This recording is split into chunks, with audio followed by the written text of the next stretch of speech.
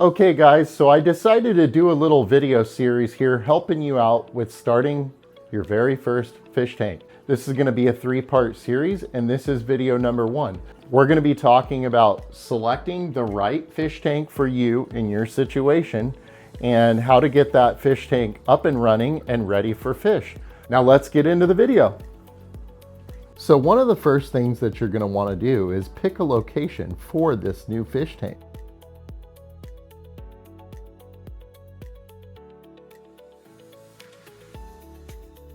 Aha, I think this corner needs a fish tank, don't you guys? Now what we're gonna do is we're just gonna measure and figure out how much room we have for a new tank here. In my opinion, it's always best to go with as large of tank as you can possibly fit and one that will fit within your budget. After doing a little bit of research, I was able to find this perfect aquarium for my situation. It's a 54-gallon corner tank that I was able to find on Facebook Marketplace. Don't be shy about buying a used fish tank. You might be able to get a really good deal. There's lots of great deals out there from people that are either getting out of the hobby or moving up to a larger tank, so keep your eyes peeled.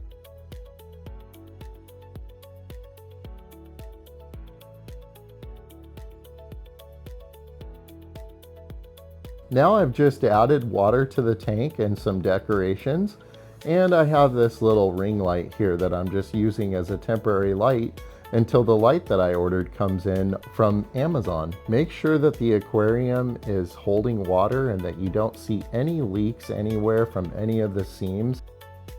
Here's my trusty companion Luna the Dutch Shepherd and my 210-gallon African cichlid tank. So I'm a big fan of these canister filters, so I decided to use one of these on this tank. And you can also use that combined with a sponge filter, which I have back there. And basically in the back here, you just have your inlet and your outlet for that canister filter. And I also got my light set up on here, which is a Fluval Aqua Sky. I really like this light, and I think I will also be doing a little tutorial on this as well. But yeah, so now I have 2 types of filtration on this tank, which gives me a little bit of a fail-safe in case if one of them quits working. You can also use a hang on the back filter, which I will pull up a picture and show you what that looks like, but that would go right here along the back, hence the name hang on the back filter. But personally, I like the canister filters. I have 3 of them running on this 210-gallon. For the sake of time, I'm trying to move this video along quickly, but if you guys have any questions, just let me know in the comments. You'll also notice in the bottom here of the tank, you might see some uneaten food down there. So what I've been doing is I have been feeding this tank, trying to get the cycling process of the fish tank started. This is sometimes referred to as ghost feeding a tank. What we're trying to do is we're trying to replicate fish waste in the tank in order to start the cycling process, which we're going to talk about now. So one of the things that I could do as a fish keeper, since I already have an up and running tank that is cycled and has fish living in it happily, so we know that this tank has enough beneficial bacteria inside of it in order to handle all of these fish. One of the things that I could do is I could actually use this sponge filter here inside of that tank. Or I could actually open up one of my canister filters and pull out some of the media from inside of that filter and put it into the one over there.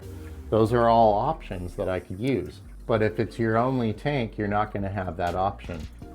Okay, so now we're going to talk about one of the things that every fish keeper must have in their kit. This is the API Freshwater Master Test Kit. We're going to use this and we're going to check to make sure that our new fish tank is ready for fish. I'll explain how. So now that you have your fish tank set up and you have your API Freshwater Master Test Kit, It's going to include an instruction booklet, which is going to tell you step by step on how to test your water. It's going to include these little plastic tubes that you're going to fill to 5 ml of tank water in order to begin the test. And this is me in a very awkward camera angle filling up that test tube with water so that I can test it. Check out the fish swimming up near the top thinking that it's feeding time. Gotta love it. Since this tank is already cycled and has fish living in it, I'm gonna be testing my nitrates on this tank. And I'm gonna be explaining to you what that means coming up.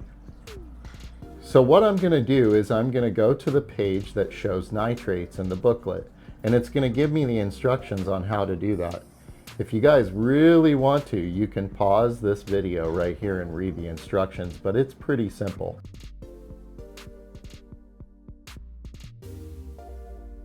What the instructions tell me to do is fill the tube to 5 ml, and then there's going to be 2 bottles for the nitrate test. There's going to be nitrate test solution number 1 and number 2.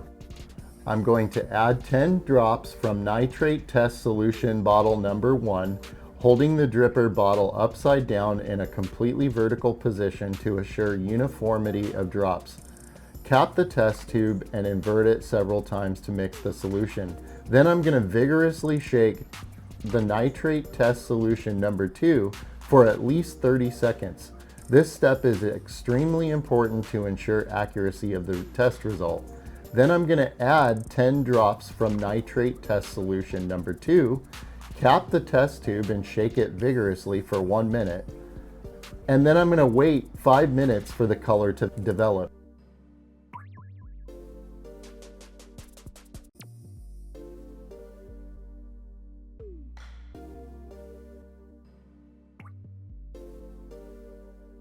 Okay, so now I've waited the 5 minutes and followed the instructions. So I'm just going to take this little tube and I'm going to line it up next to the little chart here that says nitrate. And you can see that it's kind of a light colored red. I'm not sure if the camera is picking it up very good or not, but basically what it's indicating is that my nitrates are 40 ppm. That's basically the range that you're going to want to see it on a cycled fish tank. 40 ppm or lower. When the nitrates get higher, you're going to want to do a water change, and I will show you how to do that in one of my other videos. You can also see me most times on Wednesdays doing water changes live. So as you can see in this freshwater master test kit, you can also test for pH as well. When you're cycling a new aquarium, the things that you're going to want to pay attention to most in the beginning is going to be your ammonia, nitrite, and nitrate. I'm going to put up a little diagram right about here that's going to show you how the cycle process works. But basically what's going to happen first is your ammonia is going to go up, and then then the ammonia is going to come down and the nitrite is going to go up. And then the nitrite is going to go down. And then finally, the nitrates will start to go up. That means that your tank is now cycled and it's ready for fish. When cycling a new tank for the first time, I typically allow about 2 to 4 weeks for this process to fully cycle the tank using this ghost feeding method. You might be able to achieve it quicker if you buy like one of those quick start products, such as Dr. Tim's ammonia used with something like an API quick start. And definitely pick up one of these API master test kits. But that's it for this video, guys. So if you guys have any comments or questions, let me know. And always hit the like button and subscribe. That really helps me out. And we go live every Wednesday at 1 p.m. and Sundays at noon. So as always, guys, we'll see you on the next one. Thanks for watching.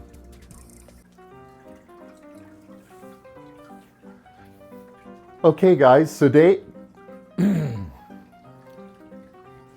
today I'm going to help you figure out how to set up your very first fish tank.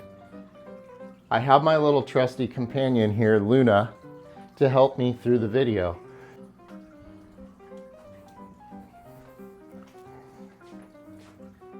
And we have our little trusty sidekick here, Luna the Dutch Shepherd, to help us through this video.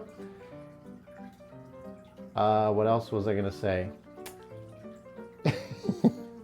Hey guys, how are you doing? So today, okay guys, so in this little new aquarium, and inside of, I can't talk. What's wrong, Luna? I can't talk today. I can't talk. Oh, yo, yo, yo, yo, yo. So I hope you guys enjoy this little series, and make sure and hit the thumbs up. And if you're not subscribed, then go ahead and do so. And also hit that notification bell that lets you know every time that we go live. So let's go ahead and get into this video.